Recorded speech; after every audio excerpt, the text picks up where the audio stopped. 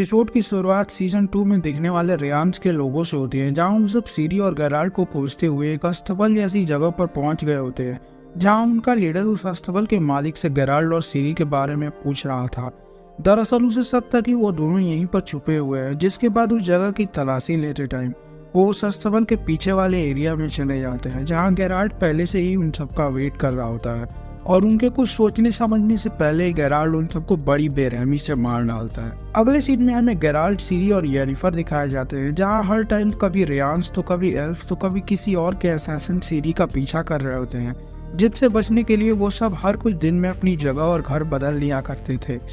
पहले के सीजन में मिले धोखे की वजह से गेराल्ड येनिफर से बात नहीं कर रहा होता है। उधर इसी सफर के दौरान येनिफर सीरी को उसकी मैजिकल पावर को यूज करना सिखा रही होती है, जहाँ येन हर रोज इन सब के बारे में एक पेपर पर लिख के गेराल्ड को बताती थी, पर गेराल्ड कभी भी उसका रिप्लाई नहीं देता था। उसी रात गेराल्ड को कुछ मसाल लिए आदमी उनकी तरफ आते हुए दिखाई देते हैं, जिन्हें देख गेराल्ड येन और सीरी को लेकर वहाँ से निकल जाता है, जहाँ पर वो आदमी रेयांस के होते हैं और वो उस घर को तुरंत ही जला के गेराल्ड के पीछे निकल जाते हैं। उधर वो तीनों पिछले सीजन में दिखने वाले यारपन के यहाँ जाते हैं, जहाँ यारपन का घर सुनसान से बर्फीले इलाके में था, जहाँ गेराल्ड अब तक येनिफर से नाराज था, जिसकी वजह से येनिफर अभी भी दूसरे घर में रह रही होती है। पर अगले ही दिन येनिफर मदिरा पीने के बहाने गेराल्ड के घर पे घुस जाती है, जहाँ वो सब साथ मिलकर डिनर करते हैं, जिसके बाद सीरी सोने चली जाती है। वहीं गेराल्ड और येन दोनों ही एक दूसरे से बात तो करना चाहते हैं बट कर नहीं पाते हैं, जिसके बाद येन भी सोने चली जाती है और अब धीरे धीरे येन दोबारा गेराल्ड का ट्रस्ट हासिल करने लगी थी, जहाँ वो तीनों साथ में एक ही घर में रहने लगे थे और येन की हेल्प से सीरी भी काफी तेजी से अपने मैजिकल पावर को सीख रही होती है। जहाँ एक दिन यारपन उन सबको पास के गाँव में होने वाले एक फेस्टिवल के बारे में बताता है, जिसे सुन सीरी को भी गेराल्ड से उस फेस्टिवल में जाने के लिए जिद करने लगती है, जहाँ गेराल्ड ना चाहते हुए भी सीरी के इतने जिद करने पर मान जाता है। अगले सीन में हमें एक आदमी और एक एल्फ दिखाया जाता है, जहाँ वो एल्फ उस आदमी का गुलाम होता है और वो उस आदमी के कुछ जानवरों को खाना डाल रहा होता है, और तभी वहाँ पर पीछे से रेयांस आ जाता है और उसकी बॉटल को खोलते ही उस दरवाजे के पीछे वाला जानवर पूरी तरह से पागल और एग्रेसिव हो जाता है। रेयांस उस आदमी से उस जानवर को सीरी के पीछे लगाने का बोलता है, क्योंकि वो जानवर किसी के भी महक से उस इंसान या एल्फ को ढूंढ सकता था, जहां वो आदमी कुछ पैसों के लिए रेयांस के ऑफर को मान जाता है। अगले सीन में हमें डेक्स्ट्रा दिखाया जाता है, जहां उस देश का राजा उसे अब तक सीरी को ना खोज पाने के लिए काफी सुना रहा होता है, क्योंकि वहाँ के राजा को सीरी से शादी करनी होती है और वो सीरी के खोजने का काम से डेक्स्ट्रा को हटाकर अपने छोटे भाई रेडोविट को दे देता है, जहाँ उसी रात सिलेबा अपने राजा को ही मारने का सोच रही होती है, पर डेक्स्ट्रा उसे सब्र रखने का बोलता है और उसे सीरी पर फोकस करने का कहता है। उधर हमें एल्फ की रानी फ्रांसेस्का दिखाई जाती है, जहाँ उनके लोगों को निल्फगार्ड वाले चुन चुनकर मार रहे होते हैं और उनकी आर्मी लड़ाई से वापस आई होती है, जहाँ निल्फगार्ड वालों ने उनकी आर्मी के ज्यादातर लोगों को मार दिया होता है, जिससे एल्फ की आर्मी का लीडर गैलाटिन फ्रांसिस्का से बिल्कुल भी खुश नहीं होता है और वो उन्हें सजेस्ट करता है कि हमें निल्फगार्ड के साथ हाथ मिला लेना चाहिए, जिससे कि वो हमें बख्श देंगे। जहाँ फ्रांसिस्का उस टाइम तो उसको इन सब के लिए हाँ बोल देती है, पर उसके दिमाग में असल में कुछ और ही चल रहा होता है। इसके बाद सीरी और बाकी के सब फेस्टिवल में जाते हैं, जहाँ सीरी पूरा एंजॉय कर रही होती है, जिसे देख येन गेराल्ड को सीरी को ऐसे ही टाइम टाइम पर घुमाने का कहती है, और क्योंकि अब गेराल्ड ने येन को पहले के कामों के लिए माफ कर दिया होता है, तो अब वो भी उससे बात करना स्टार्ट कर चुका था, जहाँ गेराल्ड इसके बारे में सोचने का बोलता है। वहीं हमें बातों बातों में पता चलता है कि आज येनिफर का बर्थडे होता है।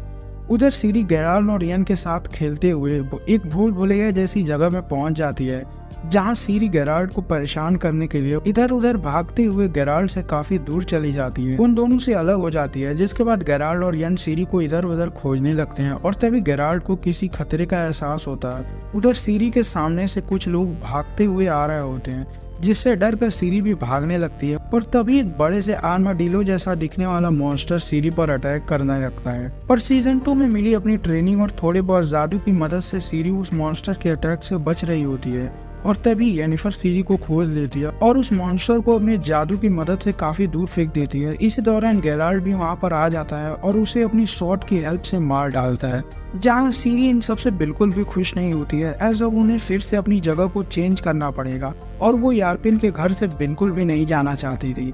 और अब गेराल्ड भी ऐसे इधर उधर भागते हुए काफी थक चुका था, तो वो एक प्लान बनाते हैं कि अब वो सीरी को चारे की तरह रेयांस के सामने रखेंगे और जैसे ही रेयान सीरी के लिए आएगा, यन और गेराल्ड मिलकर उसे मार देंगे, जिसके लिए सबसे पहले यार्पन एक बार में जाता है जहाँ वही भयानक जानवर वाला आदमी बैठा होता है, जिसे जानबूझकर सुनाकर यार्पन बोलता है कि अब वो एक सफेद बाल वाली लड़की जो कि गेराल्ड नाम के विचर के साथ थी, वो उसे गेराल्ड के कहने पर कहीं पहुंचाने ले जा रहा है, एस गेराल्ड को कोई बहुत जरूरी काम आ गया है। अगले सीन में हमें यास्कियर दिखाया जाता है जहाँ फिलिपा और रेडोविड उससे सीरी के बारे में पूछ रहे होते हैं और रेडोविड उसे समझाता है कि सीरी के ऊपर बहुत सारे खतरे मंडरा रहे हैं और अगर वो हमारे राजा से शादी कर लेती है तो हमारा पूरा राज्य उसे प्रोटेक्ट करेगा। जहां उसके जाते ही वहां पर यार्पन आ जाता है और यार्पन यास्कियर से बोलता है कि गेराल्ड को तुम्हारी मदद चाहिए सीरी को बचाने के लिए, जहाँ यास्कियर रोते गाते इसके लिए मान ही जाता है। जहाँ प्लान के मुताबिक वो सब सारावेड नाम की एक जगह पर पहुंचते हैं जहाँ पुरानी एल्विन वॉरियर की मूर्ति लगी होती है, जहाँ पर बैठकर सीरी और गेराल्ड के बीच में काफ़ी अच्छी सी कन्वर्सेशन चल रही होती है। लेकिन तभी वहाँ पर रेयांस आ जाता है, जिसे देख गेराल्ड और येनिफर छुप जाते हैं और सीरी को ऐसे अकेला देख रेयांस अपना गार्ड डाउन कर लेता है और उस पर हमला करने लगता है, पर सीरी अपने शानदार स्किल का प्रदर्शन करते हुए उनसे आसानी से बच जाती है और तभी अचानक से गेराल्ड और येन भी उन पर हमला करके उन्हें मारने लगते हैं। जहाँ इस लड़ाई के दौरान गेराल्ड और उसके तरफ वाले रेयांस पे भारी पड़ने लगते हैं, जिसे देख रेयांस वहां से भागने का सोचता है और एक पोर्टल के थ्रू वहां से भागने लगता है, पर येन उस पोर्टल को रोक कर रखती है और इसी दौरान गेराल्ड भी उस पोर्टल में पहुंच जाता है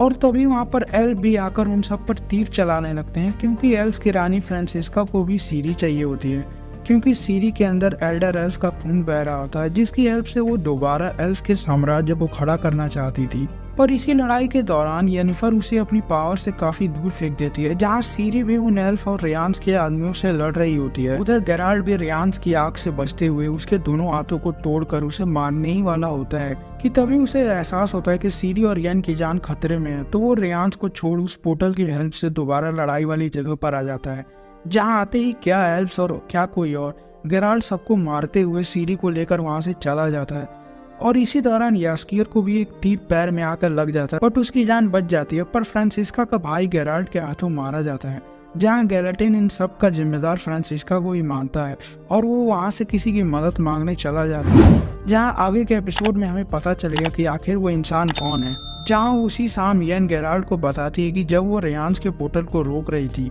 तो उसे उस पोर्टल में किसी बहुत पावरफुल जादू के ट्रेस मिली और वो गेराल्ड को सजेस्ट करती है कि इन सब के पीछे कोई बहुत बड़ा पावरफुल जादूगर है और अगर उन्हें सीरी को इन सब से बचाना है तो उन्हें सीरी को आरातूजा में तिसाया से ट्रेनिंग दिलानी होगी। जहाँ येन और सीरी आरातूजा के लिए निकल जाते हैं तो उधर गेराल्ड रेयांस को मारने के लिए उसे खोजने के सफर पर निकल जाता है। एपिसोड के एंड में हमें निल्फगार्ड का राजा सीरी का पिता डूनी दिखाया जाता है,